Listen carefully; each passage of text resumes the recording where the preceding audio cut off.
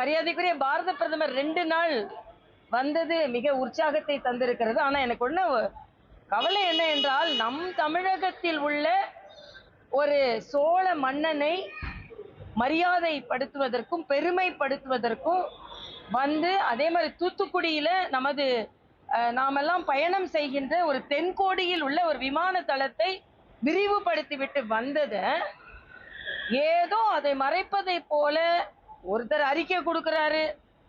பிரதமருக்கு ஒரு பிரபலமான ஒரு தளத்திற்கு ஒரு இடத்திற்கு வருவது மட்டுமல்ல, அதற்கு பெருமையை உலகத்திற்கு எடுத்து செல்வதற்கு வருகிறார்.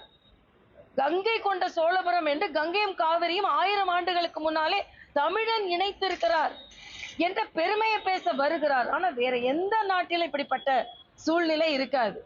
இங்க தமிழ்நாட்டுல என்னன்னா, ஆன்மீக தமிழன் தமிழனாக ஏற்றுக்கொள்ளப்படுவதில்லை. இது மிக மிக மோசமான ஒரு சூழ்நிலை. அதனால் ராஜேந்திர சோழனும் தமிழன் தான். ராஜேந்திர சோழனின் எல்லா சாதனைகளும் தமிழனின் சாதனை தான். ஆனா ஏதோ அவர் மரியாதைக்குரிய மோடி பேசினோன்னு அந்த நேரம் பார்த்து கீழடியை பத்தி பேசு. கீழடியை பத்தி யாரும் எதையும் மறைக்கல. அது அறிவிக்கப்பட வேண்டிய நேரத்தில் அறிவிக்கப்படும். ஆனா ஒரு பிரதமர் வந்திருக்கிறாரு அப்படின்றத கூட ஒரு பெருமையா கருதாம தமிழ்நாடு இருப்பது வேதனைக்குரியது. ஆனா இந்த இளைஞர்களுக்கு நன்றாக புரிந்திருக்கிறது. இப்படிப்பட்ட ஒரு தமிழன், கடாரம் கொண்டான் என்ற தமிழனை பாராட்டுவதற்கும் போற்றுவதற்கும் மோடி அவர்கள் வந்தார்கள் என்பதுதான். ஆனா எங்களை பொறுத்த மட்டில் ஏன் இன்னைக்கு திராவிட முன்னேற்ற கழகம் இந்தி கூட்டணியை சார்ந்தவர்களும் பதற்றத்தோடு இருக்கிறார்கள்.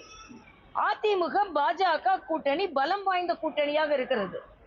வேற வேற ஆளுங்களுக்கு வேற வேற கருத்து, தலைவர்களுக்கு வேற கருத்து இருக்கலாம். அவரை நான் மதிக்கிறேன்னா, நான் சின்ன வயதுல இருந்து பார்த்து கொண்டிருக்கிற ஒரு தலைவர், அவருக்கு ஒரு கருத்து இருக்கலாம்.